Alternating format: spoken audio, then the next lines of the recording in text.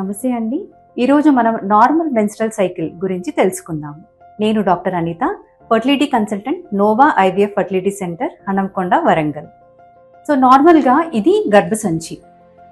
మనకి 2 అండాశయాలు ఉంటాయి పక్కన, అండ్ లోపల పొర లేయర్ వచ్చేసి ఎండోమెట్రియం అంటాం. సో ఈ మెన్స్ట్రల్ సైకిల్లో ఓవరీలో చేంజెస్ జరుగుతాయి, ప్లస్ ఎండోమెట్రియంలో చేంజెస్ జరుగుతాయి. సో 2 phases ఆఫ్ చేంజెస్ ఉంటాయి. ఫస్ట్ మనం ఓవరీలో ఎలాంటి చేంజెస్ జరుగుతాయో తెలుసుకుందాం.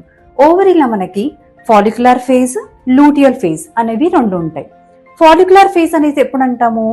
ఎగ్ అనేది మనకి ఫామ్ అయ్యి విడుదల అయ్యేంత వరకు ఫాలిక్యులర్ ఫేజ్ అని అంటాం. ఎగ్ రిలీజ్ అయిన తర్వాత మనకి ప్రెగ్నెన్సీ అయ్యేదాకా దాన్ని లూటియల్ ఫేజ్ అని అంటాం. సో యూజువల్గా ఏమవుతుందంటే మెన్సెస్ మనకి 1 day నుంచి 5 days వరకు లాస్ట్ అవుతుంది. ఈ టైంలో మనకి రీక్రూట్మెంట్ ఆఫ్ ద ఫాలికల్స్ అనేవి జరుగుతాయి. అంటే మనకి అండాశయాలలో అండాల ఉత్పత్తి అనేది ఉంటుంది.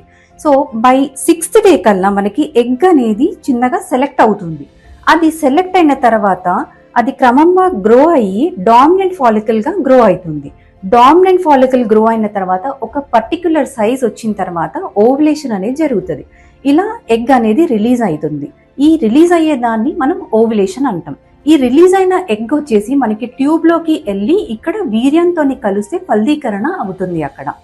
అయితే మనకి ప్రెగ్నెన్సీ కావాలి అంటే ఈ ఎగ్ స్పర్మ్ కలిసినప్పుడు ఫలదీకరణ అయ్యాక ప్రెగ్నెన్సీ ఒకవేళ ఉంటే ఈ ఎగ్ రిలీజ్ అయిన తర్వాత ఉండే టిష్యూ, ఓవేరియన్ టిష్యూ వచ్చేసి కార్పస్ లూటియం లాగా ఫామ్ అవుతుంది.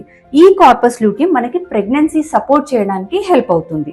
ఒకవేళ ప్రెగ్నెన్సీ లేదనుకోండి, అప్పుడు కార్పస్ ఆల్బికన్స్ లాగా ఫామ్ అయిపోయి అది డీజనరేట్ అవుతుంది.